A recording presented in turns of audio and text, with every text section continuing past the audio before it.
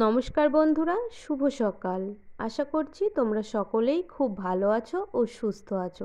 আমার এই ব্লগটি যে যেখান থেকে দেখছো, তোমাদের সকলকে অনেক স্বাগত জানাই সাথী ভিলেজ লাইফের একটি নতুন ব্লগে।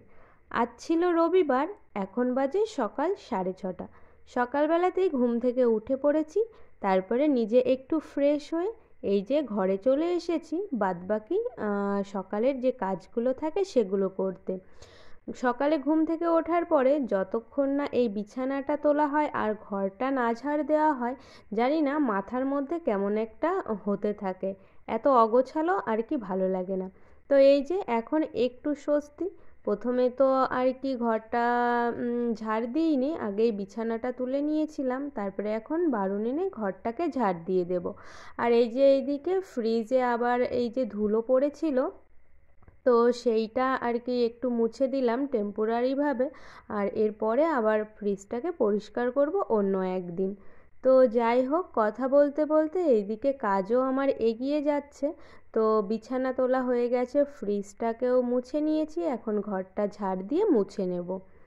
তো তারপরে সব কিছু করা হয়ে গেছে। আর এই দিকে দেখো একটা কাণ্ড হয়েছে, আমাদের বাড়িতে এত বড় একটা কচু আর কি পচে গেছে। সব সময়তে তো খাওয়া হয় না কচু, আর আমার ঠাকুমা কচু খেতে ভীষণ ভালোবাসতো। তো এখন বাড়িতেও রান্না করে, মা বাবা ওরা সকলেই খায়। তো কি জানি, আর এত পরিমাণে বর্ষা হয়েছে, দেখো এত বড় একটা কচু পচেই গেছে। আর এখন না বিক্রিও হয় না। তো হয় না বলতে আমাদের বাড়িতে বাজারে নিয়ে যাওয়ার মতন লোক তেমন নেই। তো যেই কাকুটা কিনতো সেই কাকুটা এখন আর কেনে না, সেই জন্যই পড়ে পড়ে নষ্টই হচ্ছে, বা কখনো সখনো একটা খাওয়া হবে। এই যে বড় মা এদিকে বিচুলি কাটছে, কাটতে কাটতে আর কি হঠাৎ দেখেছে যে কচুটা নষ্ট হয়ে গেছে। আর দেখো আমার থেকেও বড় ছিল কচুটা। তো আমারও আর কি দুটো মানুষ জোড়া দিলে যতটা লম্বা হবে এতটা বড় গাছ হয়েছিল। তো যাই হোক, কী আর করা যাবে, নষ্ট হয়ে গেলে সেটা তো আর আটকানো যাবে না। আর এই যে বাড়িতে তো এখন মিস্ত্রি কাকুরা কাজ করছে, বাড়ির এখন অবস্থা ভীষণই খারাপ, চারিদিকে জিনিসপত্র ছিটিয়ে ছড়িয়ে আছে। তো সে যাই হোক, চলো এবার তোমাদের সঙ্গে গল্প করি গ্রামের বাড়িতে। যারা জানো তারা তো জানোই, আমাদের এই গ্রামের বাড়িতে আর কি জ্বালানির মূল উৎস থাকে এই যে আমার মা এখন যেটা বানাচ্ছে এইটা। এটাকে আমরা গ্রামের ভাষাতে, আমাদের আঞ্চলিক ভাষাতে বলে থাকি মশাল। আর যারা জানো না এটা তাদের জন্য, কেউ আবার জেনে আর কি আমাকে বলো না যে এটা সকলেই জানে, হয়তো কারো না জানাও থাকতে পারে। এই যে এই সারা বছরের জন্য এই মশালগুলো আমরা সংরক্ষণ করে থাকি। এই যে এত মশাল দেওয়া হয়েছে, আরও দেওয়া হবে, নয় নয় করে প্রায় 2 থেকে 2,500 মশাল আমার মা প্রত্যেক বছরই আর কি দিয়ে রাখে, বর্ষার সময়তে জ্বালানোর জন্য আর এমনি সব সময় জাল দেওয়ার জন্য। গ্যাসও আছে, তবে গ্রামের বাড়ি তো চারিদিকে জ্বালানির অভাব হয় না, সেই কারণে গ্যাসের প্রচলনটা আমাদের কম। ওই এমার্জেন্সির জন্যই আর কি গ্যাস রাখা। তো এই যে মা দিচ্ছে। আর এই যে শীতকালেই মূলত এই মশালটা বেশি দেওয়া হয়, না হলে বর্ষার সময় তো দিলে নষ্ট হয়ে যাবে। এই 3-4 মাস আর কি দিয়ে সংরক্ষণ করবে, সেটাকে সারা বছর জ্বালাবে। তো এই ছিল আমাদের জ্বালানির মূল উৎস।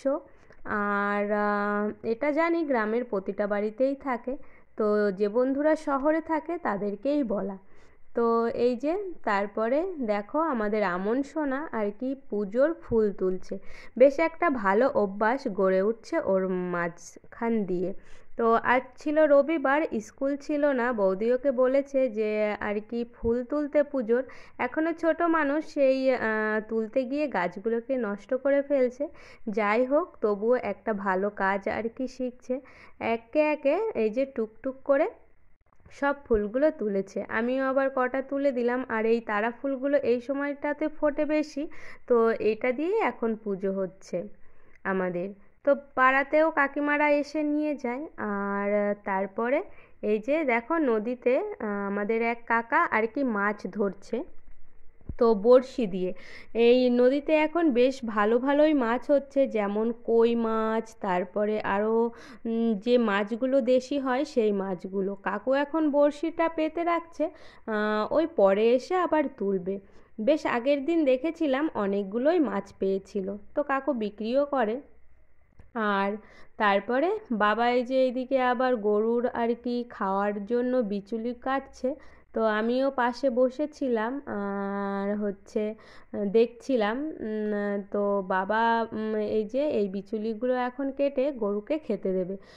গরুর আর কি খাটনিটা এখন বেশি বড় আমাদের। তো যাই হোক, গ্রামের বাড়িতে তো গরু পুষতেই হবে। আর এই যে উনুন যেহেতু ভেঙে ফেলেছে, সেই জন্য গ্যাসে তো আর আর কি গরুর খাবার জাল করা যায় না, সেই জন্য একটা টিন কেটে নিয়েছে। তারপরে রবিবারের দুপুর মানেই তো চিকেন। মা আবার এইদিকে সব কাজ করে আমি গুছিয়ে দিয়েছিলাম কিছু জিনিস, মা রান্না করা হয়ে গেছে চই ঝাল দিয়ে আর কি চিকেনের ঝোল। তো চই ঝাল দিয়ে খেতে ভীষণ টেস্ট লাগে। যারা খাওনি তারা একবার ট্রাই করো, আশা করি ভালো লাগবে। আজকের মেনুতে ছিল সাদা ভাত আর এই যে চিকেন, আর ছিল মাছ ভাজা। তো সেগুলো আর ক্যাপচার করিনি।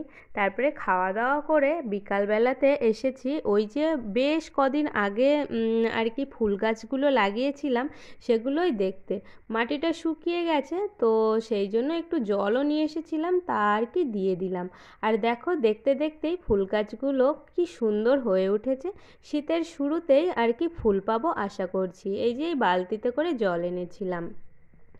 আর তারপরে চারিদিকটা আর কি কি সুন্দর লাগছে সেটাকেও একটু আর কি ক্যাপচার করে নিলাম।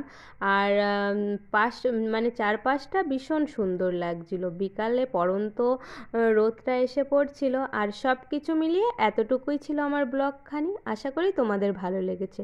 সকলে সুস্থ থেকো, ভালো থেকো। আবারও খুব শিগগিরই দেখা হবে একটি নতুন ব্লগের সঙ্গে। ততক্ষণের জন্য আসি। ভালো লাগলে অবশ্যই একটি লাইক করে দিও, আর নতুন বন্ধু হলে অবশ্যই চ্যানেলটি সাবস্ক্রাইব করে আমার পাশে থেকো।